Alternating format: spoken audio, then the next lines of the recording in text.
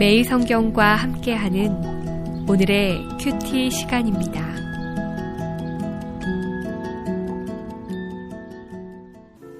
여호수아 14장 1절에서 15절입니다. 이것은 이스라엘 자손이 가나안 땅에서 받은 기업, 곧 제사장 엘르아살과 눈의 아들 여호수아와 이스라엘 자손 지파의 족장들이 분배한 것이니라.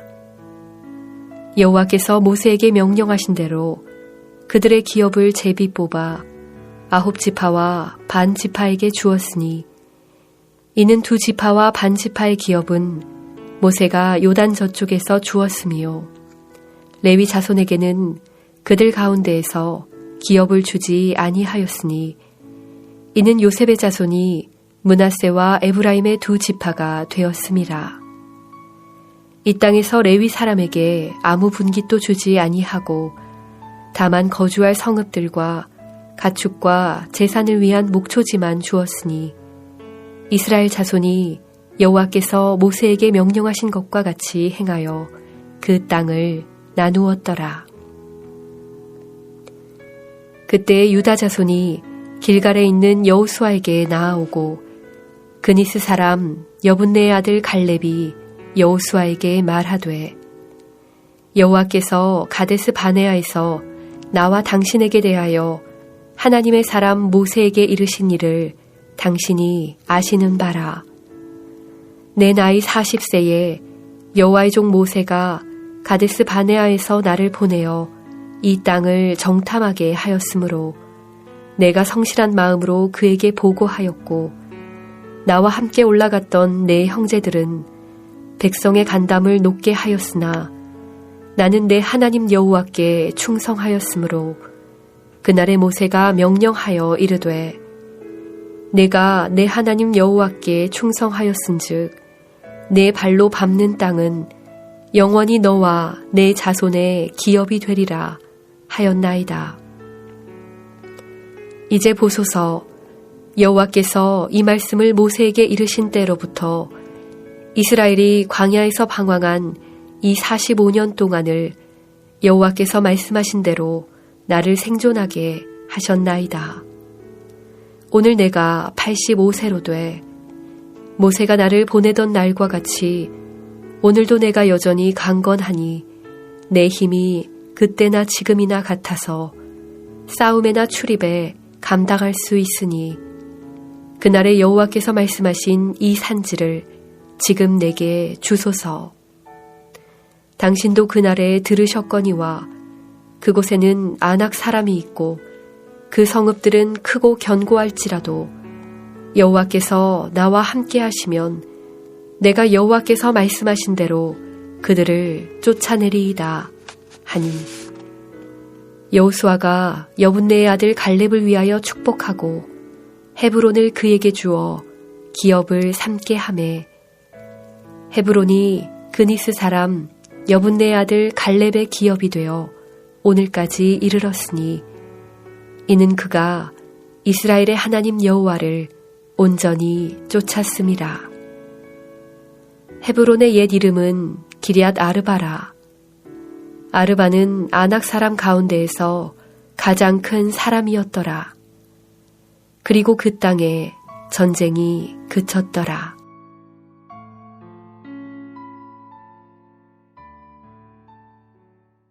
오늘의 말씀입니다. 14장은 요단 서편 땅의 분배를 총괄적으로 다룹니다. 요단 동편 땅의 분배를 총괄적으로 다루는 13장 8절에서 14절에 상응하는 본문이 셈입니다. 본문을 좀 더 구체적으로 살펴보면 1절에서 5절이 요단 서편 지역 분배의 요약이고, 6절에서 15절은 신앙의 사람 갈렙이 기업을 받은 이야기입니다.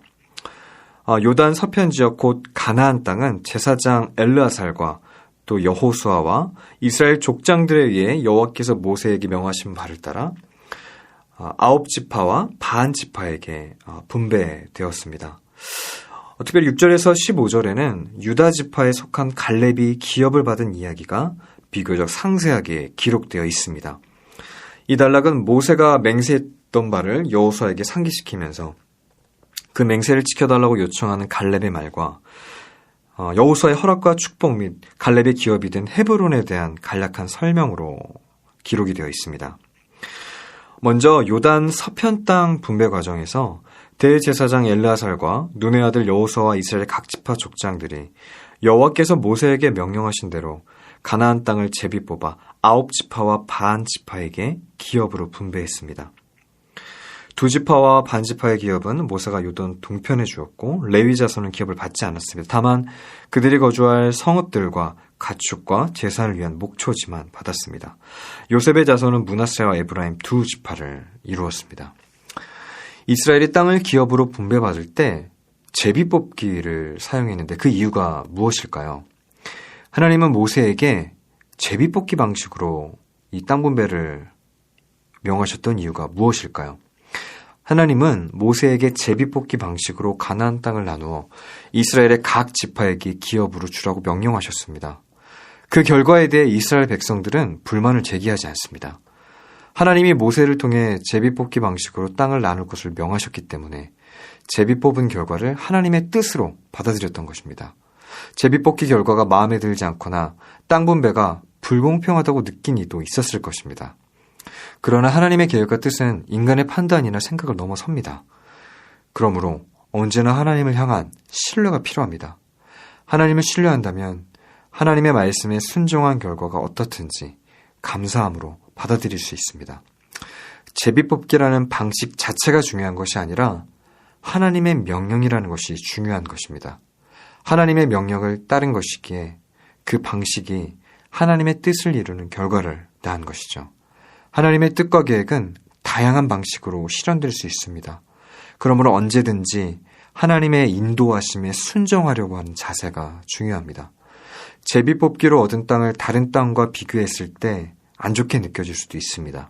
그렇지만 하나님의 말씀에 따른 결과이므로 그 땅이 나에게 가장 좋은 땅임을 믿음으로 수용하고 받아들이는 것입니다. 다음으로 여분네의 아들 갈렙이 여호수아에게 나와 과거에 하나님이 그에게 약속하신 것을 달라고 요청을 하게 됩니다. 45년 전에 가데스 바네아에서 10명의 정탐꾼은 백성을 낙담하게 만드는 보고를 했지만 갈렙은 충성스러운 마음으로 보고했기에 하나님께서 그를 인정하셨습니다. 그래서 그가 밟는 땅이 영원히 갈렙과 그 자손의 기업이 되리라고 하나님이 약속하셨습니다.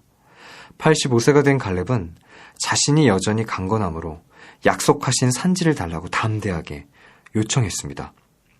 갈렙이 거인족의 후예인 아낙 사람들이 살고 있는 땅을 달라고 요청할 만큼 담대했던 이유가 무엇일까요?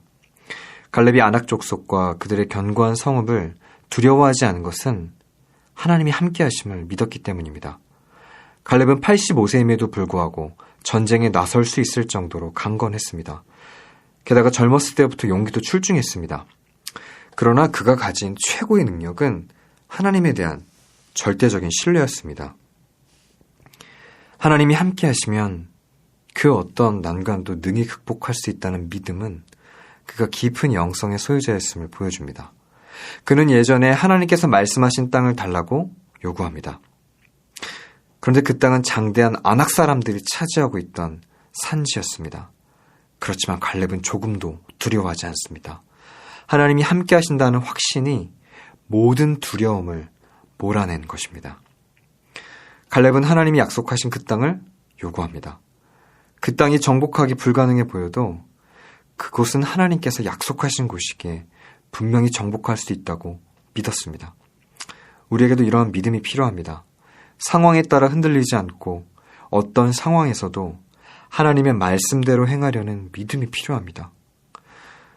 때로는 우리가 바라는 것과 하나님이 우리에게 주시는 것이 다를 때가 많습니다. 하지만 믿음은 어떤 상황에서도 우리가 바라는 것이 아니라 하나님이 바라시는 것을 선택하는 결단입니다.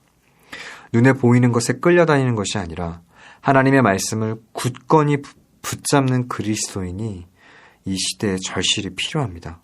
갈렙의 요청을 들은 여호수아는 그를 축복합니다. 그리고 그의 요청대로 헤브론을 기업으로 주었습니다. 그래서 헤브론은 그니스 사람 여분네의 아들 갈렙의 기업이 되었습니다. 이는 그가 이스라엘의 하나님 여호와를 온전히 따랐기 때문입니다. 헤브론은 본래 기럇 아르바라는 이름으로 불렸는데 아르바는 아낙 사람의 선조였습니다. 갈렙은 그 땅에서 아낙의 세 아들을 쫓아내고 그 땅을 기업으로 삼았습니다. 그리고 그 땅에 전쟁이 그쳤습니다. 하나님이 약속으로 주신 땅을 실제로 얻기 위해 갈렙이 전쟁을 수행해야 했다는 사실이 말하는 게 뭘까요? 하나님은 우리에게 약속하신 바를 반드시 이루시는데 우리의 헌신과 순종을 통해 이루어 가십니다. 헤브론은 아직 점령하지 못한 땅입니다. 하지만 하나님은 그에게 그가 받는 모든 땅이 그와 그 자손에게 영원히 기업으로 주어지리라고 약속하셨습니다.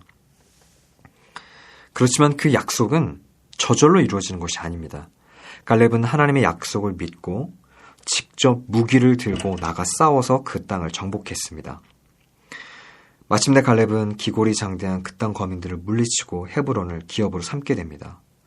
갈렙은 믿음의 행동을 통해 하나님의 약속을 이루어갔고 마침내 약속된 기업을 받았습니다. 하나님은 우리에게도 약속을 주셨습니다. 모든 그리스도인에게 주어진 약속은 바로 저와 여러분에게 주어진 말씀입니다. 그러나 하나님이 다 해주실 것이니까 기다리기만 하면 된다는 생각은 잘못된 것입니다. 하나님의 약속을 붙잡고 우리가 할 수 있는 최선의 노력을 다할 때 합력하여 선을 이루어 가시는 하나님의 은혜의 섭리를 경험하게 될 것입니다. 이것이 하나님의 약속을 받은 사람의 바람직한 모습입니다. 오늘의 말씀을 붙잡고 함께 기도하겠습니다. 살아계신 하나님, 이미 우리에게 주신 약속의 말씀을 붙잡고 소망을 선포하며 살아가게 하여 주시옵소서. 눈에 보이는 상황이 흔들리는 것이 아니라 오직 하나님의 말씀을 붙잡고 살아가게 하여 주시옵소서. 살아계신 예수님의 이름으로 기도합니다. 아멘.